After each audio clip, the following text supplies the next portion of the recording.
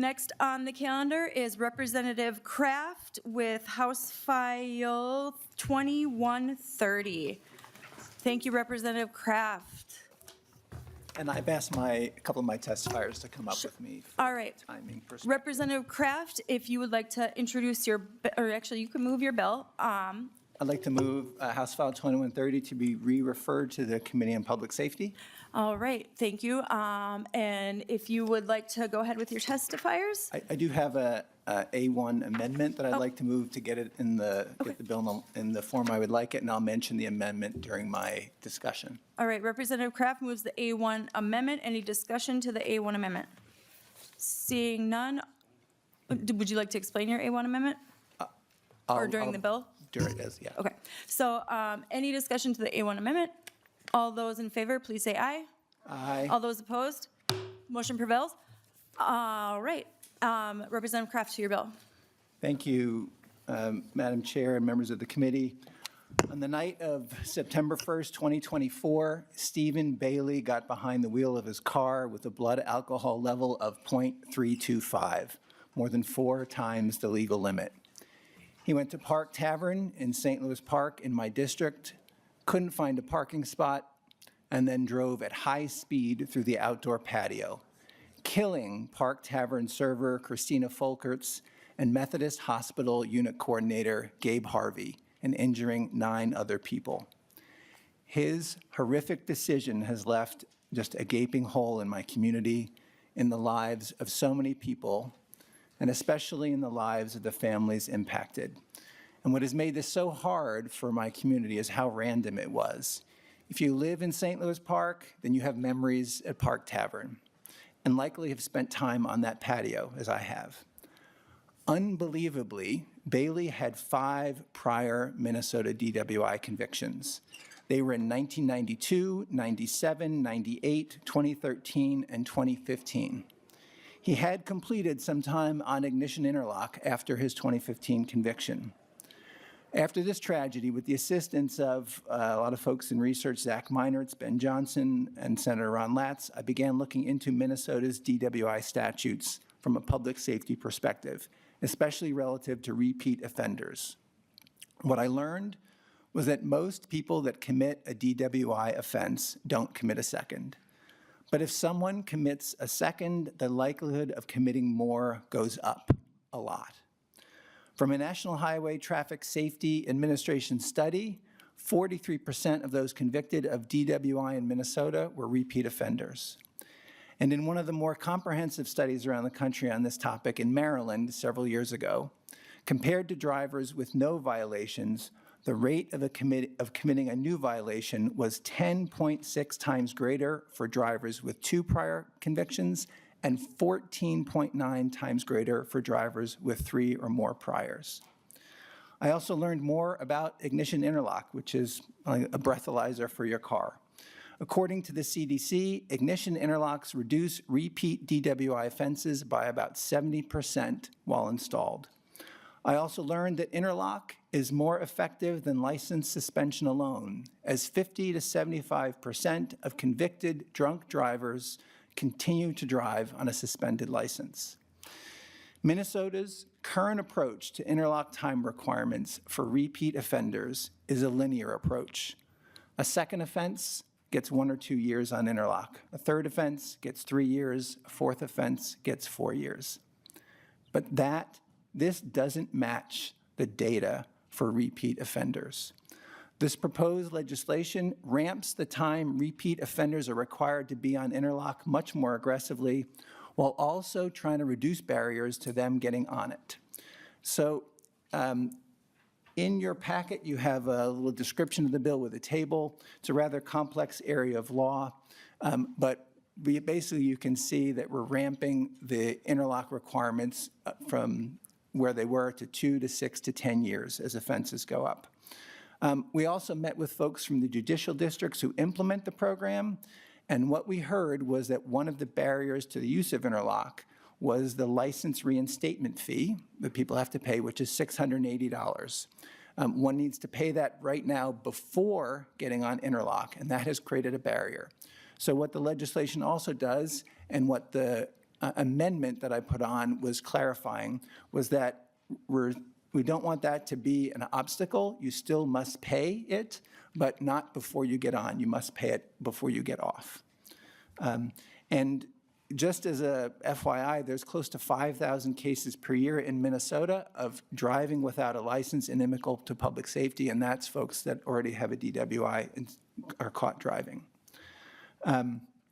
There's also, you'll see there's a lot of pages because we took the opportunity to reorganize the statute because it was disjointed and had interlock requirements in many different places.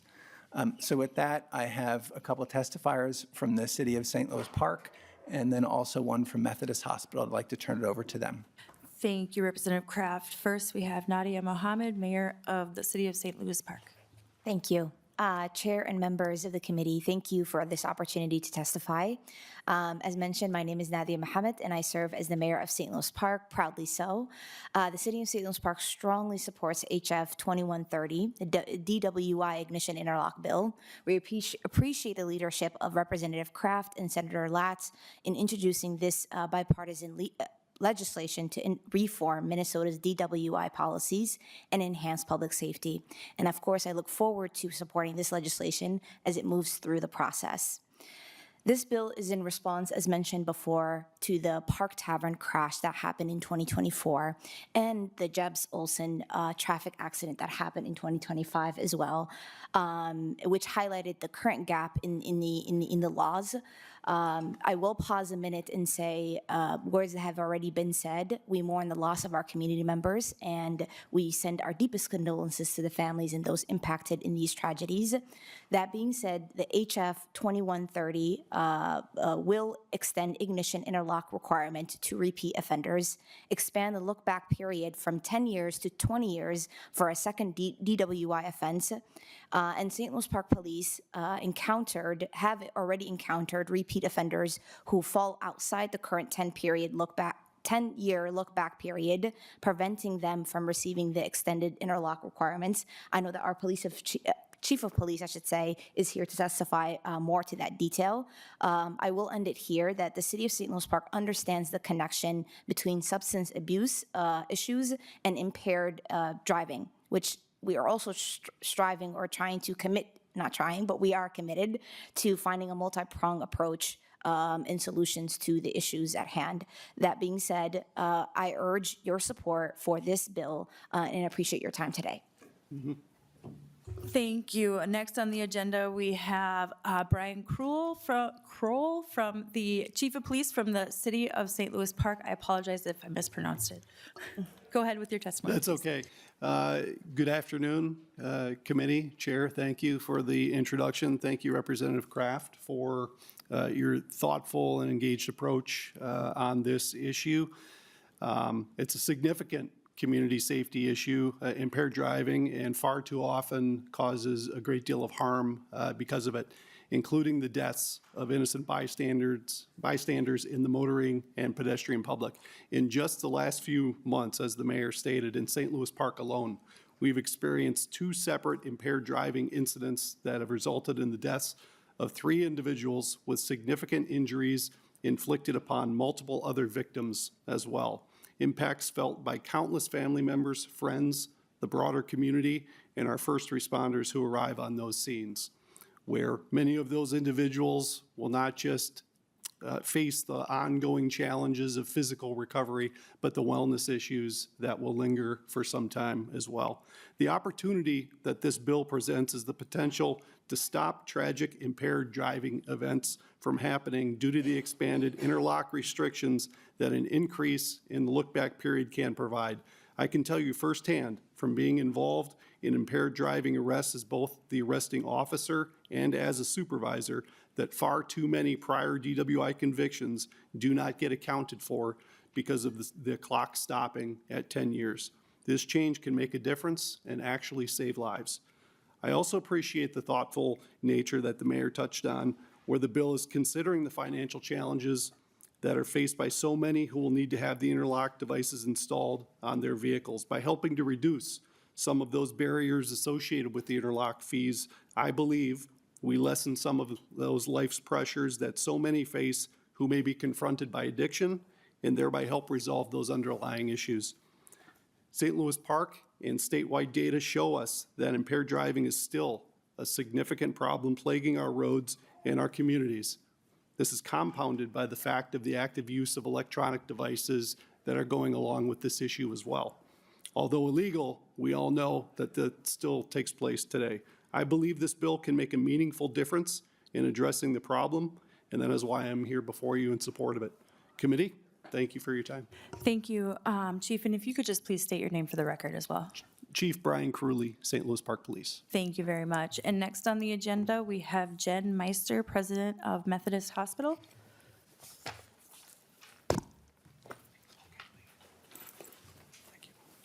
Welcome to the committee, and if you could just state your name for the record and then proceed with your testimony. Sure. Madam Chair, Jennifer Meister, President of Methodist Hospital in St. Louis Park. I am here to support this important legislation in the hopes that others are spared the pain and grief that was caused by the preventable tragedy like we experienced last September and others in St. Louis Park. As you know, as we described, a drunk person drove onto the patio of Park Tavern in St. Louis Park, killing one of our colleagues, Gabe, and a Park Tavern employee, Christina, and causing life-altering injuries to so many others. I think the emotional trauma and the physical trauma cannot be underestimated. I know there's an article in your packet about this tragedy. We understand this legislation will not prevent all tragedies, but it's an important measure for prevention. Thank you, Representative Kraft and Representative Whitty, for your leadership on this bill. Thank you to all the co-authors. We ask the committee for your support, and I'm happy to answer any questions. Thank you, Ms. Meister. And I actually worked my junior year of high school in the food services at Methodist Hospital, and still have a friend who's a nurse there. So thank you very much. Is there any committee discussion? Representative Koznick. I just had a question to clarify, and we're moving this to judiciary, right? Correct. Or public safety, Or I'm sorry. public safety, and it can be addressed there more. Representative Kraft, or maybe the police chief, or what is the license revocation matrix look like? If you have a DWI, you lose your license for how long? If you have a DWI in 2 and 5 years, or 2 and 10 years, do you have that information, Representative Kraft, or? Representative Kraft. Thank you, Madam Chair. Well, so license is revoked, and then to get it back, you have to go on interlock. That's your choice. And depending on the amount of, what this is doing is saying the time that we're going to require you to be on interlock goes up. Now, if there are some other circumstances, if it's a criminal vehicular homicide or something like that, there may be some penalty time in there that happens as well before the interlock provisions would kick in. Representative Koznick. Yeah, just to wrap it up, I appreciate the bill. I think it's, sometimes I get a little cautious if there's a bill in relation to a tragedy. We need to make sure we take time to make sure that the policy we're presenting is solid, not just a reaction. And I'm not suggesting that that's what you're doing here, Representative Kraft, but that's why I asked the question. And I think the interlock does provide a good service to the community for people that have violated their driving privileges. But I also just hope you have a good discussion in public safety and other stops about other deterrents to DWI and driving under the influence. Representative Olson. Or, I'm sorry, Representative Kraft, did you want to respond to that? Just briefly, so I appreciate your comment about tragedies, or it shouldn't just be a reaction to that. And it certainly raised the visibility to me, and then as I started looking into it, with the help of Zach Meinertz and actually Ben Johnson, who's here, I really tried to say, where does the data lead me? Where does the data lead this? And the data that I shared seemed to jump out at me that we have a mismatch between what we can do from a public safety perspective to what we're actually doing. So but I appreciate the comment. I think you're right. Thank you. Representative Olson. Thank you, Madam Chair. Thank you, Representative Kraft, for bringing this forward. I just kind of wanted to express a little bit of sadness in the fact that we're running super short on time, and I don't think that we were able to give this bill the attention that it truly deserves. I think that this is probably the most overarching bill that we had heard today. And as much as someone might like a road, in Crookston, that doesn't apply to the whole state, whereas this one does. And so I'm really kind of disappointed that we didn't have the chance to really hash this out, but at the same time, we definitely don't want to hold it up on its trajectory. So it just, for future planning as we're moving through, I'm definitely going to have more questions on port products and stuff like that we have. So if we take that into account as we move forward, I appreciate it. Thank you. Representative Kraft, if you would like, oh, I'm sorry, Skraba, Representative Skraba. Thank you. Maybe more of a question or a point than a question, but over all the years I've been involved with, as mayor in government, watching, it's almost like a rinse and repeat. The person getting the DUI is the same, and it kind of fits a mold. And I'm wondering if we're ever going to get to the root of the problem rather than the symptoms here. It seems to be more of a mental health issue, and how do we solve this? I mean, it just seems like you're punishing, and it doesn't help. Still, we still have DUIs, we still have deaths, we still have everything. Thank you, Representative Skraba. I think a lot of that. Thank you. I Yeah. think a lot of that has to do with kind of the overall system. And I served for 5 years on the Opioid Epidemic Response Advisory Council. There's lots of needs out there. And yeah, we absolutely need to be addressing the root cause of these problems. And that's why a lot of these folks that end up in some of these go to treatment courts or get involved in rehab problems or rehab facilities. That's how my brother got into rehab, was getting pulled over 3 times. So, that was kind of a blessing for us. And I have 2 more on the list, Representative Berg, Representative Jones. We're running very short on time, so please make your comments quickly. Yes, thank you, Madam Chair. I just want to thank Representative Kraft for bringing this and say I take exception to the remarks by Chair Koznick. When you have a tragedy in your community, and you unfortunately find ways to build policy to protect our communities from future tragedies, you take that time to do so. So thank you, Representative Kraft, for doing this for your community and for all of our communities. Thank you, Representative Jones. Thank you, Madam Chair, and thank you, Representative Kraft. I just wanted to point out some of the other strategies that we can be looking at in the future, especially when people have a DWI, they still need ways to get around, and so making sure that we have opportunities for transit, for biking, for walking, for ride shares, those types of things. Make sure that we can avoid this in the future too. Thank you. Representative Kraft, closing comments? Thank you, and I appreciate the comments. I will say, Representative Skraba, I agree, we have to think about root cause stuff, so more investment in mental health. One of the things that the bill does do, in some cases, treatment wasn't required for a multiple offense, and the bill does now require that folks go through treatment. While interlock you may kind of be viewed as a punishment, I kind of view it, but I kind of view it more as, how do we make sure the public is safe?